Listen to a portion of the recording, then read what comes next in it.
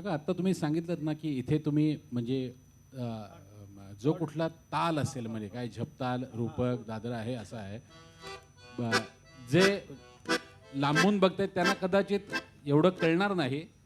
काका जरा हात काढा इथे. इथे ना साधारणपणे ना ही 95 बटन आहेत बरं का. 100 किती 120. गणित माझं एकंदरीत जरा बोंबच आहे.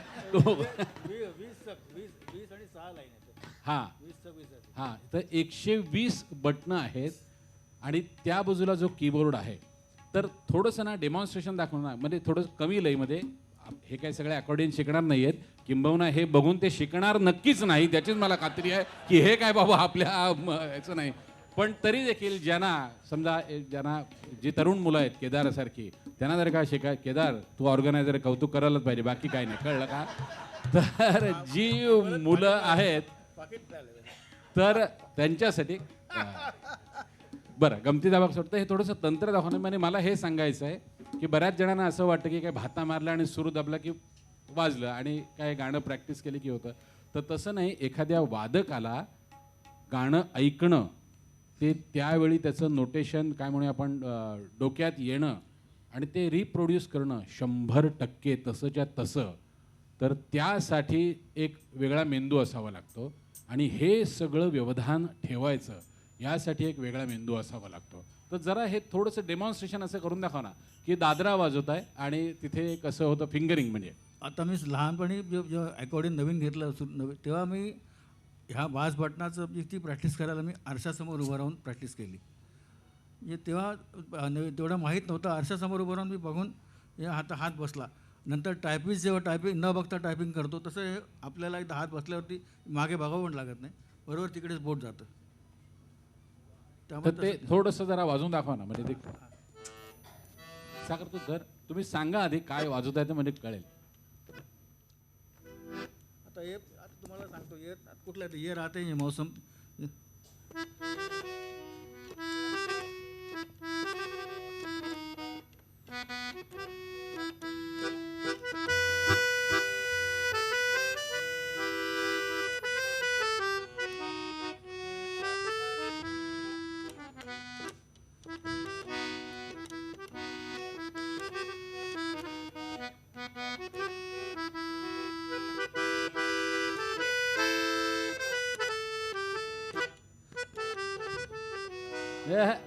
असं आहे. त्या चालीप्रमाणे इकडे मागे ठेक्याचे आमचे कॉर्ड बदलतात. हा दादरा होता. आता कुठलं आम्ही केरव्याचं आपण गाणं म्हटलं ते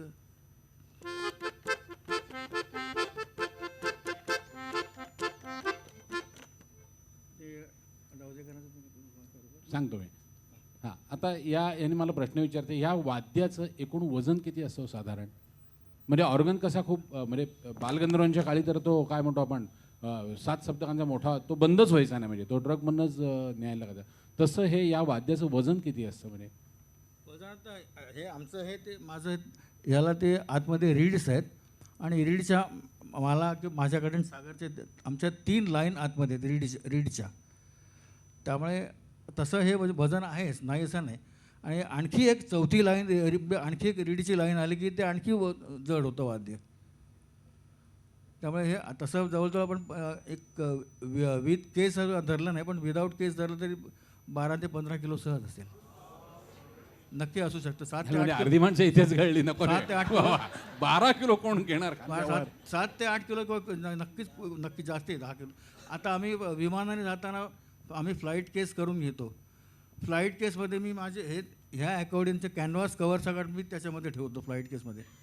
त्या केसचंच वजन होतं 20.6 म्हणजे झालं 15 किलोच्या वर गेलं. तुम्ही ओव्हर साईज ओव्हरवेट चार्ज भरा असं ते असतं ते. पण आम्हाला हे सांभाळावं लागतं. हे वाद्य आहे तर आम्ही आहोत. हे वाजवलं की आम्हाला चरितार्थ चालतो आमचा. वर्षानुवर्ष कुठं कधी नोकरी न करता हेच काम केलं आत्तापर्यंत. पण तुम्हाला सांगू का आत्ता या हॉलमध्ये कदाचित ना म्हणजे 31-40 CA असतील. म्हणजे वजे साहेब आहेत म्हणून बोलतोय अशातला बघा नाही खरंच सांगतोय मी खरं सांगतो. एक 25 इंजिनियर असतील काही BCom असतील, काही काय कंपनी सेक्रेटरी असतील, नाव घ्यायला पाहिजे कारण ते आज आपले प्रायोजक आहेत म्हणून, नंतर त्यांचा यथोचित उल्लेख करीन मी. परंतु या हॉलमध्ये अकॉर्डियन वादक एकच आहेत बरं का, म्हणजे तोही आहे पण सुराजसाठी एकच आहेत. त्यामुळे कलाकार फारच क्वचित अनेक पण हजारामध्ये एक असं ते काहीतरी मी ऐकलं की कलाकार खूपच कमी असे आढळतात. इतक्या लोकांमध्ये काही हजार लोकांमध्ये कलाकार फारच कमी मिळतात. ते म्हणजे मला वाटतं विघ्नेशच्या बोलण्यावरून मला आणखी असं एक सहज आठवलं. बिस्मिल्ला खान साहेबांना कोणतरी विचारलं आकाशवाणीत की त्यांनी ह्याचं क्लासिकल त्याचं वादन झालं आणि ते सही करायला की त्याला बोलवलं ड्युटी रूममध्ये. तर ते तिकडे गेलेत मला, खान साहब यहाँ दस्तखत कीजिए. नहीं मुझे लिखना नहीं आता. क्या बात करते, आप लिखना नहीं आता? ठीक है मुझे लिखना नहीं आता, लेकिन आपको ये शहनाई बजानी आती है क्या? वो शहनाई बजा सकते हैं तो बोलिए. ये सब लोग शहनाई बजा नहीं सकते. ये इसलिए कलाकार पैदा नहीं होते, कोई बहुत कम कलाकार पैदा होते हैं. क्या बात आहे काका. तुम्ही म्हणजे कॉलेजमध्ये तुमच्या कॉलेजच्या जीवनात तुम्ही एकदम डिमांडमध्ये असायचात कॉलेजच्या गॅदरिंगला, असं हे खरं आहे? खरं सांगा अगदी. आता इथे काचकूच करू नका बोलायची, मी काय बोलणार नाही आता. विल्सन कॉलेज आणि भवन्स कॉलेजला म्हणजे हे काय विचारता सोय नाही अशी अवस्था होती. नाही होतं ते. माझ्या वर्गात त्रिलोक गुरटू होता, शोभा गुरटूंचा मुलगा. तो अर्थात तो त्याचं ते डोक्यामध्ये वेस्टर्न म्युझिकच जास्ती भरलेलं, त्यामुळे तो ड्रम्स वगैरे वाजवायचा, ड्रम सेट. मी अकॉर्डिंग वाजवत होतो. तेव्हा माझ्याकडे बेबी साईज होतं लहान, कारण 69ला अकॉर्डिंग घेतलं तेव्हा ते बेबी साईज 2 सप्तक होतं. ते मी कॉलेज डेला वगैरे कॉलेज गॅदरिंगला वाजवत होतो. भवन्सला वाजवलं, विल्सनला दोन्हीकडे वाजवलं. अरे लोक गाणी बसायला पण कॉलेजची मुलं यायचीच ना. ते असं नुसतं कॉलेजची मुलं असं म्हणायची गरज नाही. ते आम्हाला कळतं, काय प्रॉब्लेम नाही. पुढे अरे असं ते आता गृहीत धरायचं आपण समजून जायचं. कॉलेजच्या रिहर्सलला जोड्या मी कॉलेजच्या रिहर्सलला मुलं मुली येणारच येणार. हां नाजूक असं काय नाही. आता ते आहे ते नाजूक असं काय नाही आहे, ते आहे म्हणतायत. आहे ते नाजूक असं काय. आता आहे तिकडे त्यावेळी आवडलं ते सगळंच काही प्रत्यक्षात येत नाही ना.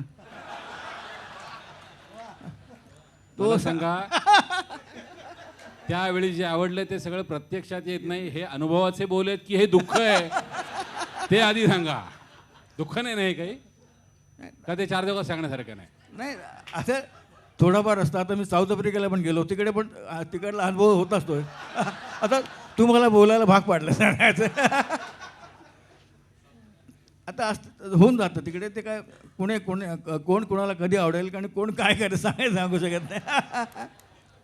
पण कॉलेजच्या जीवनात तुमचं एक गाणं म्हणजे तुम्हाला त्या काळी SD बर्मन साहेबांची सगळी गाणी पाठ असायची आणि तुमच्या आवडीचे संगीतकार, आणि नंतर योगायोग असा आला की तुम्हाला नंतर यांच्याबरोबर काम करायची संधी मिळाली, RD बर्मन साहेबांबरोबर. तर SD बर्मन साहेबांचं आधी कुठलं एक गाणं म्हणजे जे कॉलेजच्या गॅदरिंगला म्हणा किंवा फरमाईश तुमची काय असायची तुम्हाला, असं काही त्यावेळेचं? SD बर्मन त्यांचं म्हणजे आम्ही आमच्या म्हणजे भवन्स कॉलेजमध्ये तर नोटीस बोर्डला एक त्यांचा आराधना तेव्हा आला होता त्या सुमाराला. आराधना आणि त्यांनी सगळ्यांकडून म्हणजे कॉलेजच्या मुलांकडून त्यांनी ओपिनियन मागवलं होतं की ह्या वर्षीचं चांगलं संगीत, चांगला गायक आणि चांगला हिरो ही तुम्ही कॉलेजच्या विद्यार्थ्याकडून त्यांनी मतं मागवली होती. आणि बहुमताने त्यांनी SD बर्मन, किशोर कुमार आणि आराधना ही निवड केली होती कॉलेजच्या मुलांनी. आणि SD बर्मन असे खरोखर इतके गुणी संगीतकार होते. त्यांनी इतके ते निवडक संगीत सिनेमानं म्युझिक केलं, पण त्यांनी शेवटपर्यंत म्युझिक दिलं आजारपणात देखील. आजारपणानंतर त्यांनी पंचमदानी सांभाळलं त्यांची काही गाणी पुढची, पण त्यांनी शेवटपर्यंत म्युझिक केलं. आपल्याला दाद देण्यासारखी गोष्ट आहे. आणि त्यांनी लोकसंगीत पण खूप आणलं त्यांचं. हमारा भाटियाळी त्यांचे ते तिकडचं लोकसंगीत त्यांनी बरंच आणलं. सुराजा जरा माना जनाबने पुकारणे तुम्हाला कॉलेजच्या जीवनात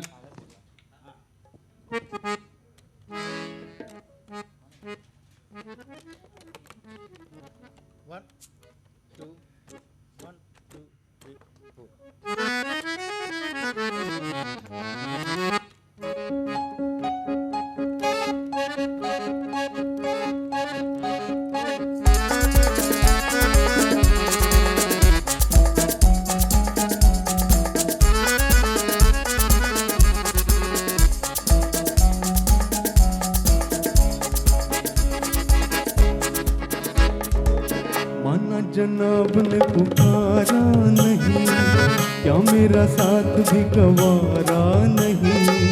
मुफ्त में बन के चल दिए तन के, वाला जवाब तुम्हारा नहीं। माना जनाब ने पुकारा नहीं, क्या मेरा साथ भी गवारा नहीं। मुफ्त में बन के चल दिए तन के, वाला जवाब तुम्हारा नहीं। माना जनाब ने पुकारा नहीं।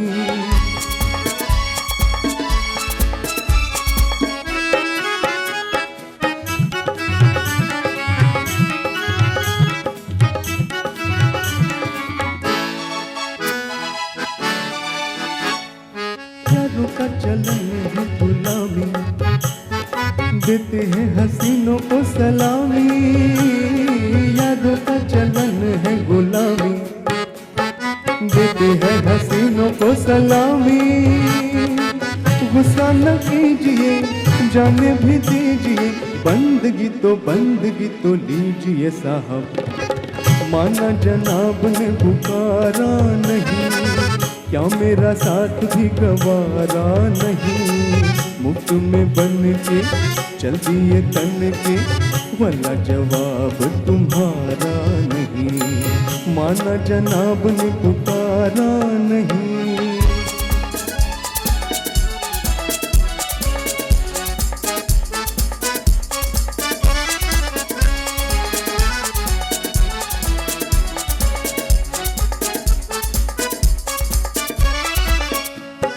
दिल ये हमारा जैसा भी है अब है तुम्हारा। टूटा फूटा दिल ये हमारा, जैसा भी है अब है तुम्हारा। इधर देखिए, नजर देखिए, दिल लगी ना कीजिए साहब। माना जनाब ने पुकारा नहीं, क्या मेरा साथ भी गवारा नहीं।